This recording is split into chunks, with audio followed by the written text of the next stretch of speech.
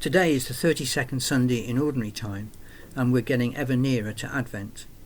People have said to me, "Where has the year gone?"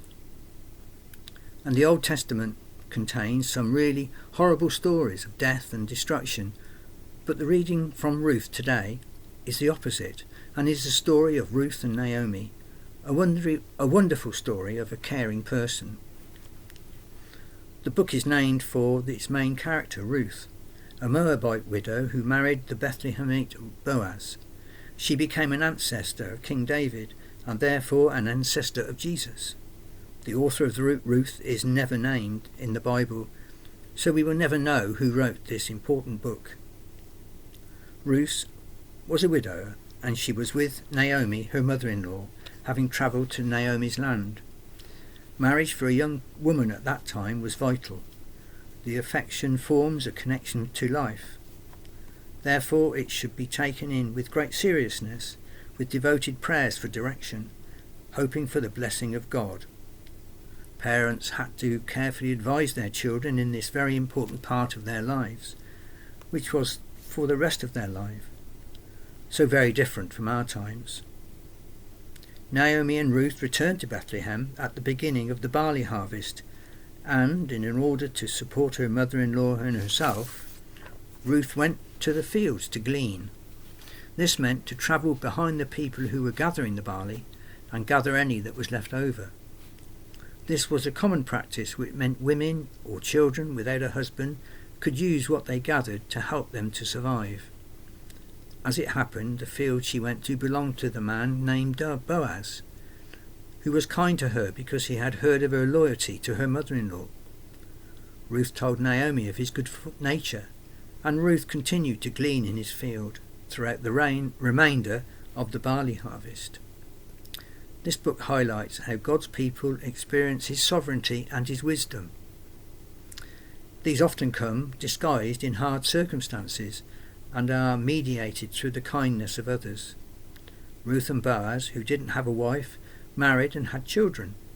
Among them their son Obed, who became the father of Jesse, who was to be the father of King David. In my study Bible it says that the book highlights how God's people experience kindness towards them.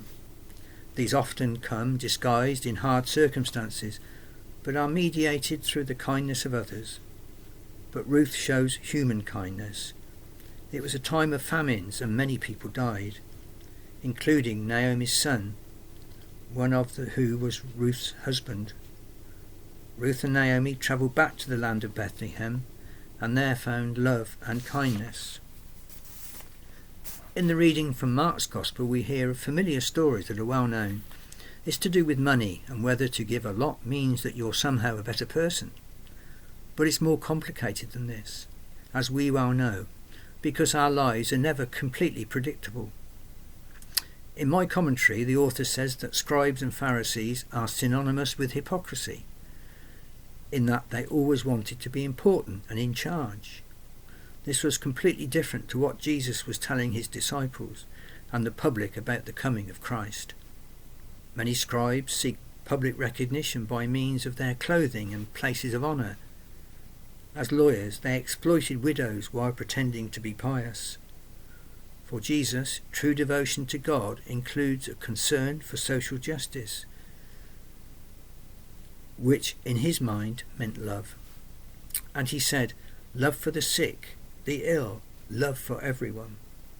It's easy to love those who you like and who like you, but it's very hard to love those who you dislike or who you find difficult.